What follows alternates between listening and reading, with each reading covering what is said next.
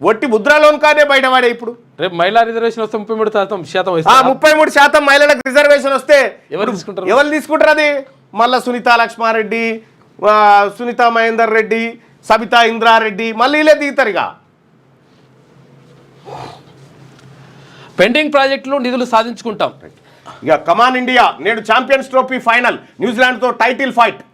Champion ట్రోఫీలో ఎదురైన ప్రత్యర్థినల్లా ఓడిస్తూ వరుస విజయాలు సాధిస్తూ అజేయంగా ఫైనల్ చేరుకున్న టీమిండియా ఆఖరాటకు సిద్ధమైంది. ఈ మెగా టోర్నీలో ముచ్చటగా 3వసారి ట్రోఫీ నెగ్గాలని టార్గెట్గా పెట్టుకున్న రోహిత్ శర్మ కెప్టెన్సీలోని మన జట్టు ఆదివారం దుబాయ్ ఇంటర్నేషనల్ క్రికెట్ స్టేడియంలో జరిగే ఫైనల్లో న్యూజిలాండ్తో తలపడనుంది. గ్రూప్ స్టేజ్లో ఇప్పటికే ఓసారి ఆ టీంను ఓడించిన ఇండియా తుది పోరులోనూ అదే ఫలితాన్ని పునరావృతం చేసి 12 ఏళ్ల విరామం తర్వాత ఈ టోర్నీలో మళ్ళీ విజేతగా నిలవాలని ఆశిస్తున్నది.